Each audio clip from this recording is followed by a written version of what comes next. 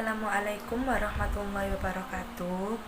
Kami dari kelompok 3 akan menjelaskan tentang maksud dan tujuan pendidikan.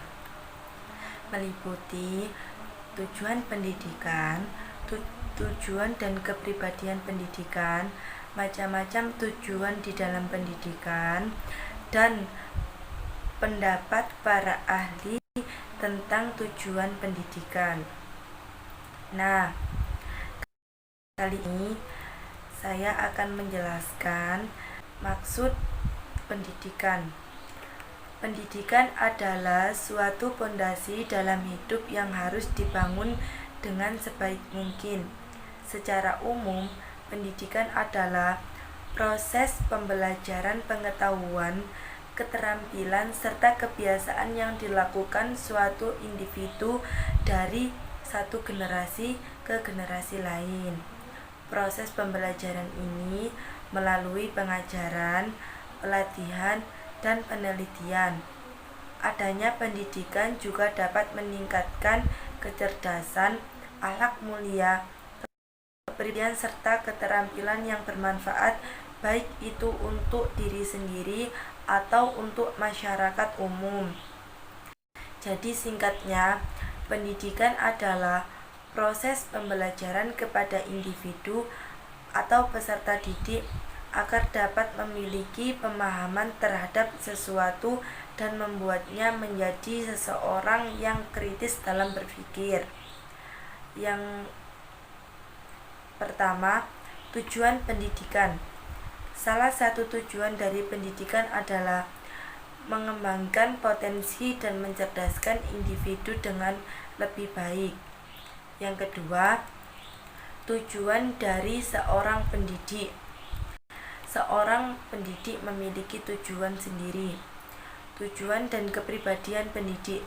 Tujuan seorang pendidik adalah orang yang mendalami profesi sebagai pengajar dan pendidik, mempunyai kemampuan dan kesempatan untuk memberikan kontribusi, umumnya sebagai pendidik profesional dengan tugas untuk mendidik, mengajar, membimbing, mengarahkan, melatih, dan mengevaluasi hasil belajar siswa peserta didiknya.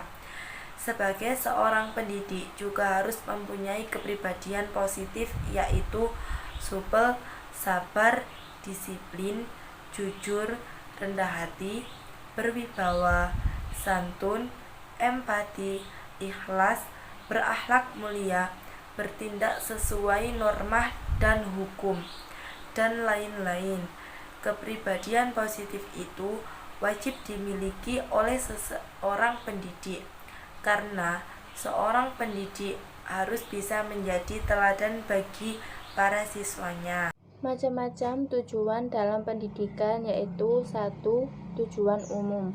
Menurut Konstam dan Gunning, tujuan umum pendidikan adalah untuk membentuk insan kamil atau manusia sempurna. Dan kedua, yaitu tujuan khusus, adalah tujuan pendidikan yang telah disesuaikan dengan keadaan tertentu dalam rangka untuk mencapai tujuan umum. Dan yang ketiga, yaitu tujuan tak lengkap, adalah tujuan dari masing-masing aspek pendidikan. Dan keempat, yaitu tujuan insidental, adalah tujuan yang timbul secara kebetulan, secara default, misal tujuan untuk mengadakan hiburan atau variasi dalam kehidupan sekolah.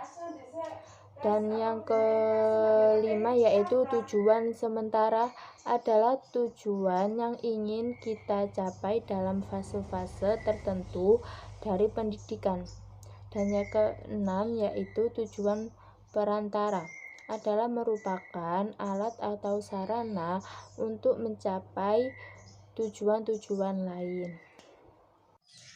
Pendapat para ahli tentang tujuan pendidikan ada 10, diantaranya 1. Menurut John Dewey, pendidikan merupakan suatu proses pengalaman karena kehidupan merupakan pertumbuhan.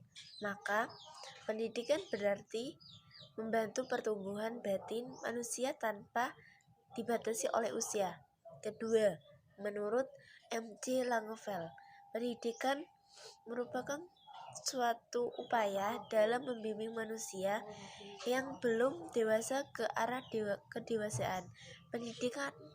Pendidikan sendiri adalah suatu usaha dalam menolong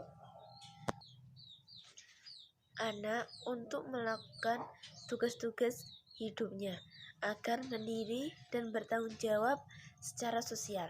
Yang ketiga, menurut Driyarkara, pendidikan diartikan sebagai suatu upaya dalam memanusiakan manusia muda atau pengangkatan manusia muda ke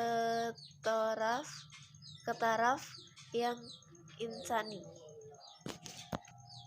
Yang empat, menurut Ki Hajar Dewantara, pendidikan menuntun segala kekuatan kodrat yang ada pada peserta didik agar sebagai manusia dan anggota masyarakat dapat mencapai keselamatan dan kebahagiaan hidup yang setinggi-tingginya. Kelima, menurut Stella Van Patten Henderson, pendidikan yaitu suatu kombinasi dari pertumbuhan dan perkembangan insani dengan warisan sosial. Yang keenam, menurut Konstam dan Kuning, pendidikan ialah suatu proses pembentukan dan penentuan diri secara sosial, secara etis yang sesuai dengan hati nurani. Yang ketujuh, menurut H. Horney, pendidikan adalah proses yang dilakukan secara terus-menerus dari penyesuaian yang lebih tinggi bagi manusia yang telah berkembang secara fisik dan mentalnya. Yang kedelapan, menurut Frederick J. MC Donald, pendidikan ialah suatu proses yang arah tujuannya adalah merubah tabiat manusia atau peserta didik.